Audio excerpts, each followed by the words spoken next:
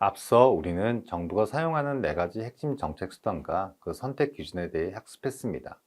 정책이라는 건축물을 이루는 튼튼한 기둥들을 하나하나 살펴본 셈이죠. 하지만 기둥에 대한 지식만으로는 좋은 건축물을 지을 수 없습니다. 이번 수업에서는 정책 설계 현장에서 마주하게 될 핵심적인 질문들에 대한 답을 함께 찾아갈 것입니다. 우리가 먼저 진단과 처방의 문제, 즉 해결하려는 문제의 핵심 원인과 정책 대상의 특성에 따라 가장 효과적인 정책 수단이 어떻게 달라지는지를 탐구합니다. 이어서 여러 정책 수단들을 어떻게 조합해야 시너지를 만들 수 있는지, 반대로 서로 충돌하는 최악의 조합은 어떻게 피할 수 있는지와 같은 조합과 조율의 문제를 다룰 것입니다. 마지막으로는 혁신과 미래의 관점에서 넛지, 인공지능, 빅데이터와 같은 새로운 도구들이 기존의 정책 설계 방식을 어떻게 바꾸고 있으며 미래의 정책 디자이너인 우리는 무엇을 준비해야 하는지를 논의하며 마무리하겠습니다.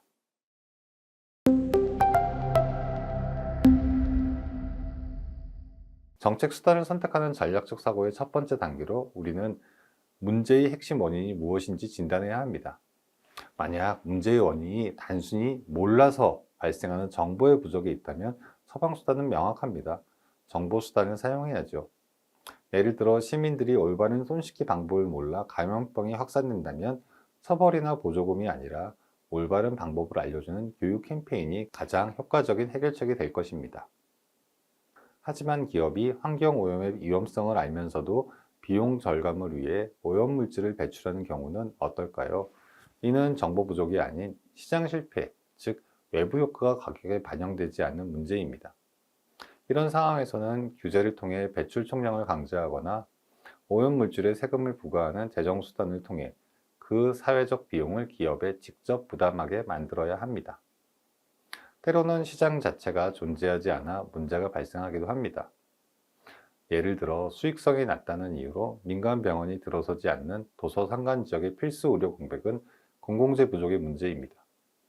이때는 정부가 직접 공공병원을 짓거나 공중보건의를 파견하는 조직수단을 통해 직접 서비스를 공급하는 것 외에는 대안이 없습니다. 문제 원인 진단만큼 중요한 것은 그 정책에 영향을 받게 될 정책 대상이 누구인지를 정밀하게 분석하는 것입니다. 이러한 대상을 3가지 그룹으로 나누어 보겠습니다. 첫 번째 그룹은 자발적 수능자입니다. 이들은 이미 문제를 해결하려는 선한 의지와 동기를 가지고 있지만 구체적인 방법을 모르거나 정보가 부족한 사람들입니다. 재활용에 적극적으로 참여하고 싶지만 복잡한 플라스틱 분리배출 방법을 몰라 망설이는 시민들이 대표적이죠. 이들에게는 처벌이나 보조금이 필요 없습니다. 명확하고 접근하기 쉬운 정보만 제공하면 기꺼이 행동을 바꿀 것입니다. 두 번째 그룹은 조건부 수능자 또는 계산적 행위자입니다. 이들은 정책의 방향에 동의하지만 행동을 바꾸는데 따르는 비용이나 불편함 때문에 망설이는 사람들입니다. 전기차가 친환경적이라는 사실은 알지만 높은 초기 구매 비용 때문에 내연기관차를 선택하는 소비자들이 여기에 해당합니다. 이들에게는 정보만으로는 부족합니다. 구매 보조금이나 세제 혜택과 같은 결정적인 인센티브를 제공해야 비용 편익에 저울을 기울여 비로소 움직이기 시작합니다. 마지막 그룹은 저항자입니다. 이들은 정책의 내용을 알면서도 심지어 인센티브가 주어져도 따르지 않는 집단입니다. 주로 불법 행위를 통해 더 큰 이익을 얻는 경우가 많죠. 예를 들어 폐기물 처리 비용을 아끼기 위해 심야에 산업 폐기물을 몰래 투기하는 기업이 있다면 이들을 캠페인이나 보조금으로 설득할 수 없습니다. 이들에게는 오직 강력한 단속과 처벌이라는 강제력만이 유일한 해결책이 될 수 있습니다. 자, 이제 이 분석 툴을 여러분의 프로젝트에 직접 적용해 볼 시간입니다. 여러분 팀이 해결하는 문제의 핵심 대상은 누구입니까? 가령 청년 무관심을 문제로 삼았다면 그 청년들은 정치의 중요성을 몰라서 참여하지 않는 자발적 수능자입니까? 아니면 참여할 시간적, 경제적 여유가 없는 조건부 수능자입니까? 이 질문에 명확히 답할 수 있을 때 비로소 여러분은 수많은 정책 수단들 가운데 가장 효과적인 도구를 선택할 수 있게 될 것입니다.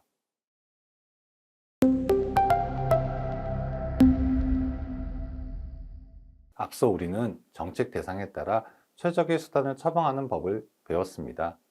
다음으로는 정책이 실행할 생태계, 즉 맥락적 요인을 반드시 고려해야 합니다.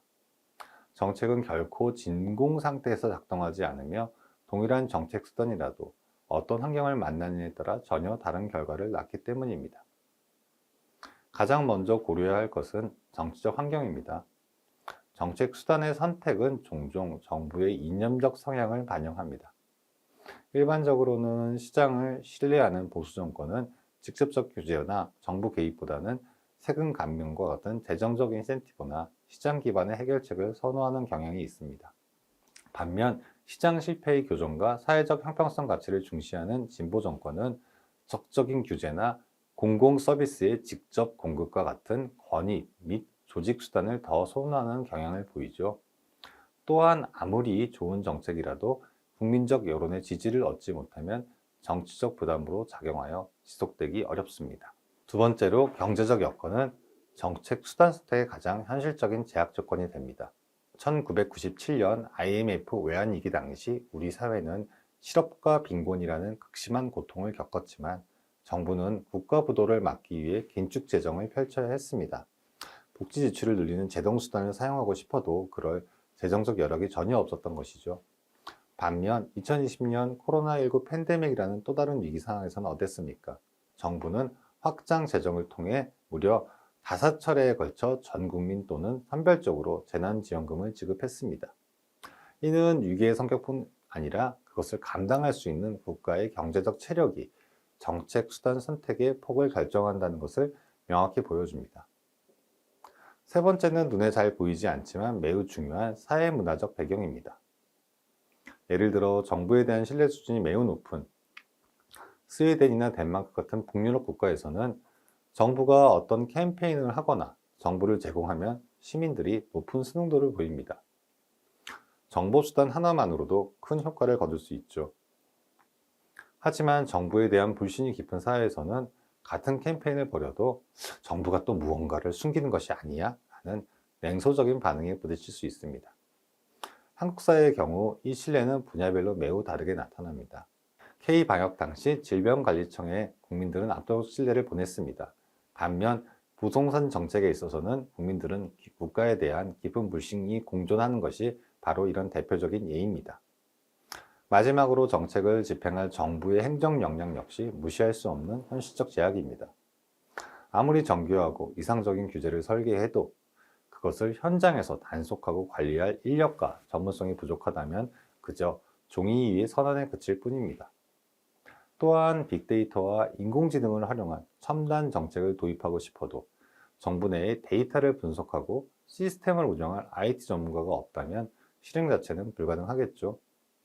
또한 빅데이터와 인공지능을 활용한 첨단 정책을 도입하고 싶어도 정부 내에 이러한 빅데이터를 분석하거나 AI를 개발할 수 있는 전문가가 없다면 실행 자체가 불가능하겠죠. 이처럼 정책의 성공은 아이디어뿐 아니라 그것을 구현할 수 있는 정부의 실제적인 능력에 크게 좌우됩니다.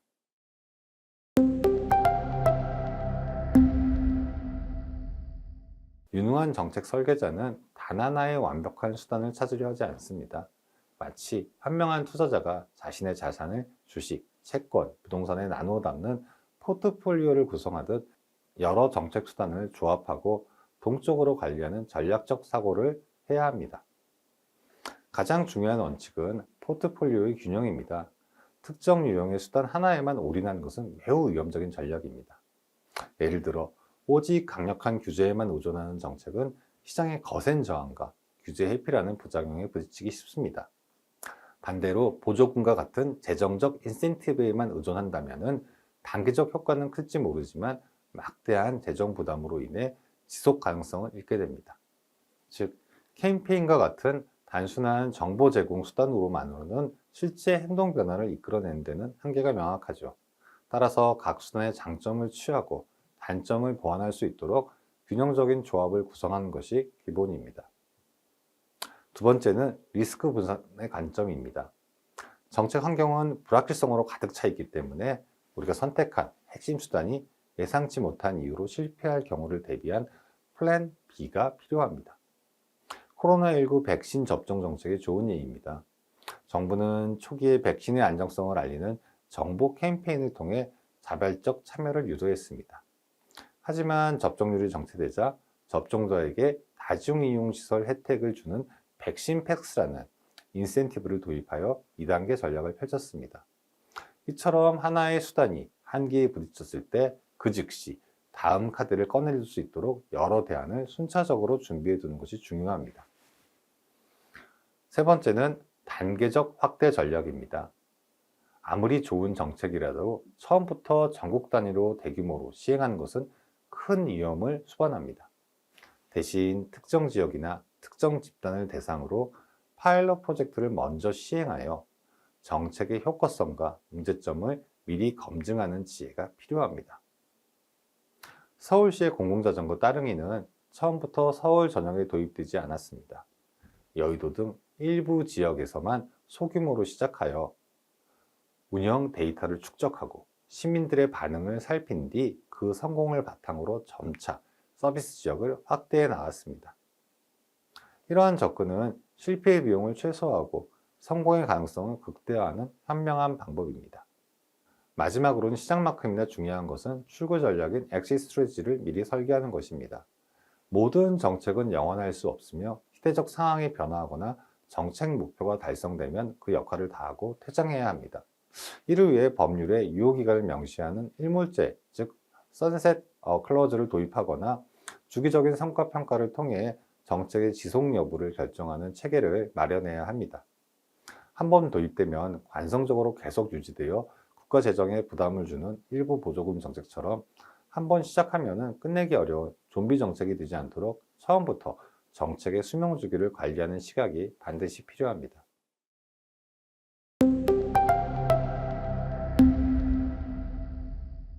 지금까지 우리는 정책 포트폴리오를 구성하는 전략을 배웠습니다. 이제부터는 그 포트폴리오에 담긴 개별 수단들이 서로 만났을 때 어떤 화학적 반응을 일으키는지, 즉 정책 수단 간의 상호작용에 대해 탐구해 보겠습니다. 여러 정책 수단들을 단순히 나열하는 것과 그것들을 정교하게 조합하여 시너지를 창출하는 것은 전혀 다른 문제입니다.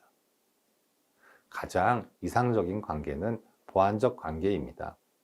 이는 각기 다른 수단이 서로의 약점을 보완하고 강점을 극대화하여 1 더하기 1이 2 이상의, 즉 3이 되는 폭발적인 시너지 효과를 만들어내는 경우입니다. 금연 정책이 바로 교과서적인 예입니다. 정부는 금연구역 지정이라는 강력한 규제 수단을 통해 흡연행위 자체를 물리적으로 압박합니다. 하지만 규제만으로는 금연을 결심한 사람들의 니코틴 의존 문제를 해결해 줄 수 없죠. 바로 이 지점에서 금연 클리닉 상담이나 니코틴 패치 지원과 같은 조직 및 정보 수단이 결합됩니다. 규제를 통해 만들어지는 금연 동기에 실질적인 성공 방법을 제공하며 돕는 것입니다. 이는 마치 채찍과 당근이 아닌 방향 제시와 조력자가 결합된 정교한 설계입니다. 다음으로는 같은 목표 다른 경로라는 대체 관계를 활용하는 것입니다. 동일한 정책 목표를 달성하기 위해 서로 다른 경로를 제시하는 이 대체 관계도 하나의 수단이 될 수 있습니다. 탄소 배출량 감축이라는 목표가 좋은 예입니다. 정부는 기업들에게 탄소 배출량 1톤당 일정 금액의 세금을 부과하는 탄소세라는 재정 수단을 도입할 수 있습니다.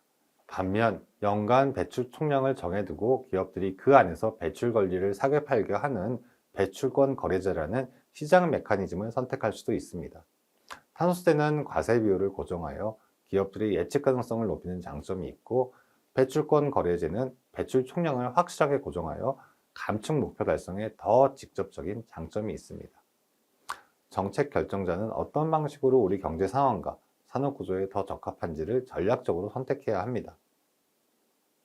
다음으로는 서로 방해하는 모순적인 것들은 어떻게 활용할 수 있을까를 고민해 봐야 됩니다. 정책 설계에서 반드시 피해야 할 최악의 경우는 바로 충돌 관계입니다. 이는 하나의 정책 수단이 다른 정책 수단의 효과를 정면으로 방해하거나 상쇄시켜 전체적인 정책 실패를 야기하는 상황입니다. 농업 정책에서 이러한 모순이 종종 발견됩니다. 예를 들어 한 부처에서는 식량 안보와 농가 소득 증대를 목표로 쌀 생산량을 늘리는 농가에 보조금을 지급합니다. 하지만 바로 옆 다른 부처에서는 환경 보호를 목표로 과다한 비료나 농약 사용을 강력하게 규제하는 수질 오염 총량제를 도입합니다. 농민의 입장에서는 한쪽 발은 엑셀에 다른 쪽 발은 브레이크에 올려놓은 채 운전하는 것 같은 모순적 신호를 받게 되는 것이죠. 이러한 충돌을 피하기 위한 정책 혼합의 설계 원칙은 명확합니다. 첫째, 모든 수단이 같은 목표를 향해야 한다는 일관성. 둘째, 수단들 간의 마찰과 부작용을 최소화해야 한다는 조화. 그리고 셋째, 문제의 다양한 측면을 빠짐없이 다루어야 한다는 포괄성입니다. 이 세 가지 원칙을 지킬 때 비로소 정책은 삐걱거리는 기계가 아닌 잘 조율된 오케스트라처럼 작동할 수 있습니다.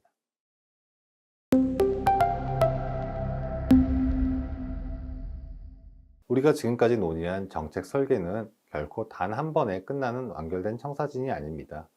오히려 그것은 현실이라는 바다에 처음 띄우는 배와 같습니다. 예기치 못한 파도와 바람을 만나면 끊임없이 항로를 수정해야만 목적지에 도달할 수 있죠. 이처럼 훌륭한 정책은 한 번 만들고 끝나는 정적인 산물이 아니라 현실과 끊임없이 상호작용하는 진화하는 살아있는 유기체와 같습니다. 이를 가능하게 하는 것이 바로 피드백과 학습 시스템입니다. 가장 중요한 첫걸음은 정책 실험을 두려워하지 않는 자세입니다. 모든 변수를 완벽하게 예측하고 통제하려는 전통적인 정책 결정 방식은 불확실성이 높은 현대사회에서 더 이상 유효하지 않습니다. 대신 작고 통제된 환경에서 정책 아이디어를 실험해보고 그 결과를 바탕으로 성공하면 확대하고 실패하면 신속하게 수정하는 어질리티가 필요합니다. 즉 과학자 같은 접근이 필요합니다. 서울시의 올빼미 버스로 불리는 심야버스가 바로 이 정책 실험의 대표적인 성공 사례입니다. 2013년 서울시는 심야 시간대에 시민들의 이동수단을 확인하기 위해 단 2개의 노선으로 파일럿 운행을 시작했습니다. 그 결과 폭발적이었습니다.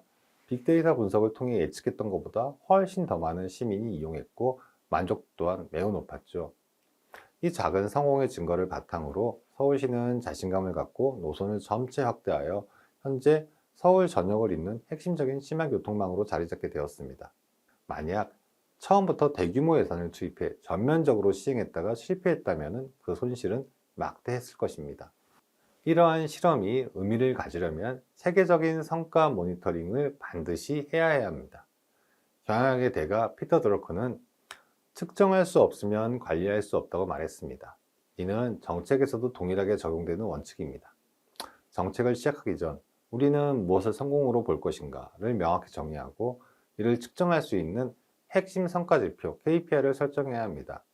전기차 보급 정책이라면 누적 보급 대수와 충전기 수가, 금연 정책이라면 성인 남성 흡연율이 명확한 KPI가 될 것입니다.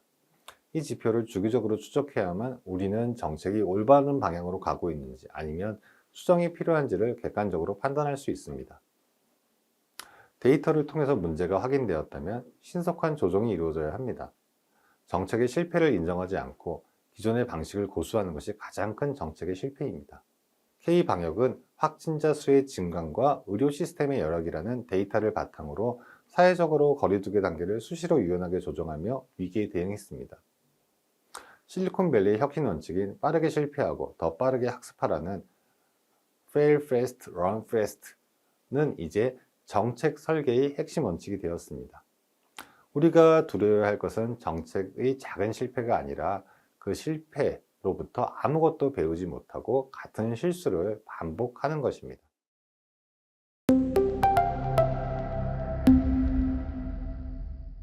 지금까지 우리는 전통적인 정책 수단들의 조합과 설계를 다루었습니다.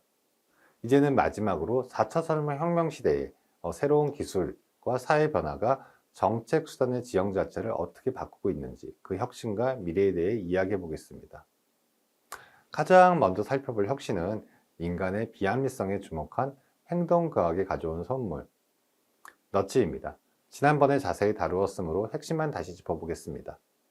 너치는 사람들은 항상 합리적으로 행동한다는 전통적인 경제학의 가정을 뒤집고 우리의 인지적 평약을 역이용하여 강제나 금전적 인센티브 없이도 바람직한 행동을 유도하는 부드러운 개입입니다. 핵심은 선택의 자유를 침해하지 않으면서 더 나은 선택을 하도록 옆구리를 쿡 찌르는 것이죠. 영국의 세금 납부 독초청 사례는 너지의 힘을 보여주는 고전입니다. 단순히 세금을 내십시오 라고 명령하는 대신 휴아가 사는 지역 주민의 94%는 이미 세금을 성실히 납부했습니다 라는 사회적 규범 정보를 추가하는 것만으로도 납부율을 극적으로 끌어올렸습니다. 이는 처벌에 대한 두려움이 아닌 집단에 소속되고자 하는 인간의 본능을 활용한 것입니다. 한국에서도 지하철 계단에 칼로리 소모량을 표시하여 건강에 대한 즉각적인 보상을 시각화하거나 전기요금 고지서에 이웃집과의 사용량 비교 정보를 제공하여 전략을 유도하는 등 성공적인 사례가 많습니다.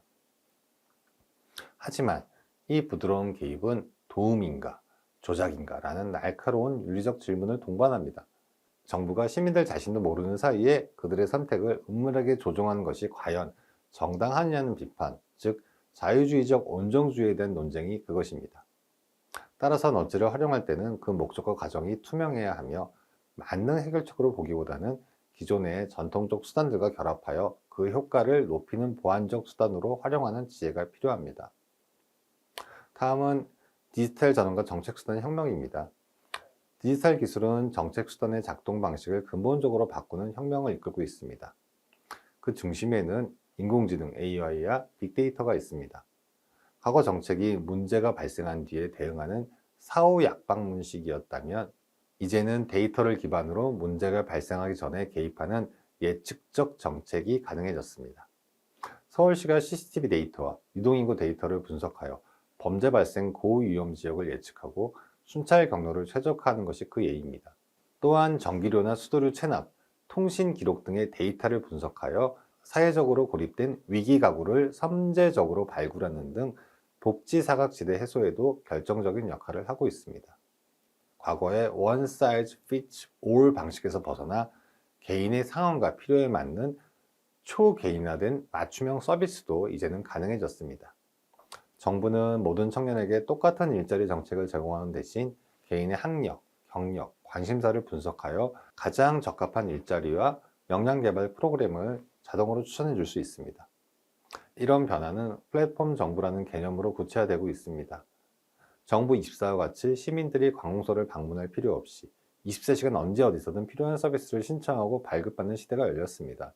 스마트폰이 신분증이 되는 모바일 운전면허증의 전면 시행은 이러한 흐름을 상징적으로 보여줍니다. 또한 유변조가 불가능한 블록체인 기술은 부동산 등기나 전자투표 시스템에 적용되어 정책 과정의 투명성과 신뢰를 획기적으로 높일 잠재력을 가지고 있습니다. 물론 이러한 기술 혁신은 심각한 도전 과제를 동반합니다. 디지털 기기 사용에 익숙하지 않은 고령층이나 정보 소외계층이 배제되는 디지털 격차 문제가 발생할 수 있고요. 정부가 나의 모든 것을 알고 있다는 빅브라더의 출현 가능성, 프라이버시 침해 문제, 그리고 국가 시스템 전체를 마비시킬 수 있는 사이버 보안의 위협은 우리가 반드시 해결해야 할 과제입니다. 다음으로 저희가 고민해야 할 것은 실험적 거버넌스 미래 정책 방향입니다. 자, 그렇다면 미래의 정책 수단은 어떤 모습으로 진화하게 될까요? 핵심 키워드는 실험과 참여입니다. 정부가 모든 것을 계획하고 집행하는 하향식 모델에서 벗어나 시민과 전문가, 현장이 함께 정책을 만들어 나가는 정책 랩과 리빙 랩이 확산되고 있습니다.